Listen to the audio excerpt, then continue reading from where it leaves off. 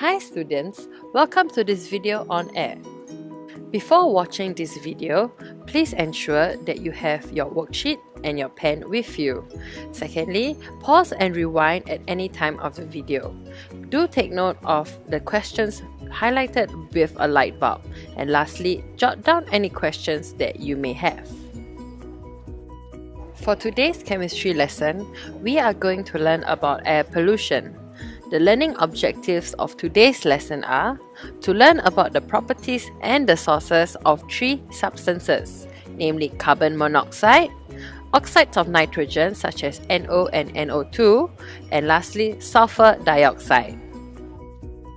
So, what is air? Air is an atmosphere surrounding the Earth, and it is made up of different molecules of many types of gases. So let's do a quick recap on the composition of air.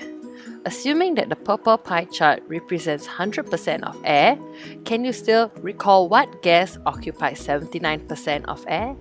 And what gas occupies 20% of air? And lastly, what is the remaining percentage of the gases and what are they? Alright, let's go through the answers. The gases are nitrogen, oxygen, and lastly, the remaining 1% consists of carbon dioxide, noble gases, and also water vapor. Did you get all of them correct? Good! Now let's begin the lesson proper. So why is air important to us? Air such as carbon dioxide is vital for all plants to carry out photosynthesis, while oxygen is required for all organisms to carry out respiration. However, with the increase of cars on the road and chemical factories, harmful gases are constantly released into the atmosphere, causing air pollution. So what are the different types of gases that contribute to air pollution? They are carbon monoxide, methane, oxides of nitrogen, ozone, sulfur dioxide, and urban hydrocarbons. Today, we are only going to focus on these three pollutants, starting with carbon monoxide. Carbon monoxide is produced from incomplete combustion of carbon-containing substances. Other sources include the burning of fossil fuels in industries, chemical and oil refineries, and is also produced from the internal combustion of petrol in car engines, generators, and lawn mowers. Carbon monoxide is a colorless, odorless, and tasteless gas, and it is also highly toxic when inhaled. When humans inhale polluted air, carbon monoxide enters their bloodstream. It combines with hemoglobin, which reduces the effectiveness of red blood cells in delivering oxygen to bodily tissues. So think about this. What happens if someone is exposed to high concentrations of carbon monoxide? Up next, we are going to learn about the oxides of nitrogen.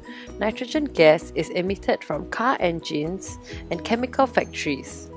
At very high temperatures, nitrogen gas reacts with oxygen gas in the air to form nitrogen monoxide. It is also most commonly known as nitric oxide.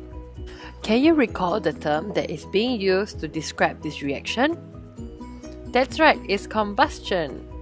Nitrogen monoxide is a colorless, odorless, tasteless gas. It reacts rapidly with oxygen to form nitrogen dioxide.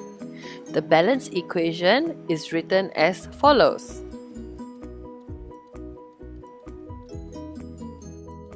Nitrogen dioxide is a brown toxic gas with a pungent odor. Oxides of nitrogen can also be produced during natural occurrences such as thunderstorms. Heat energy released by lightning causes nitrogen and oxygen in the air to react and form the oxides of nitrogen. These oxides of nitrogen are then soluble in rainwater, forming acid rain. Now that you have heard of acid rain, can you guess how does the presence of the toxic NO2 particles in the air affect us in our daily lives and the ecosystem? Lastly, sulfur dioxide.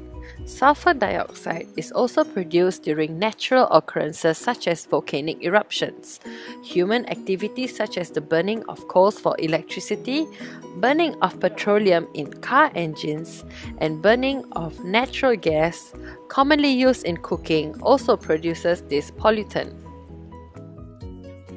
Sulfur combines with oxygen in the presence of heat, forming sulfur dioxide. It is a colorless gas with a pungent smell that is similar to rotten eggs.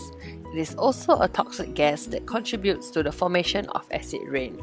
Now that we have understood that clean air is vital for our survival, however, do you think that the air will still be able to sustain our lives despite the constant release of pollutants into it? In conclusion, we have learned about the following 3 pollutants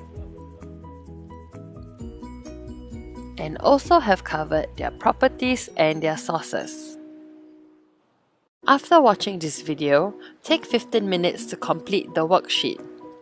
In preparation for the next lesson, research on the harmful effects of the 3 pollutants mentioned in this video. That is all for today's lesson. Thank you for watching this video and see you in class!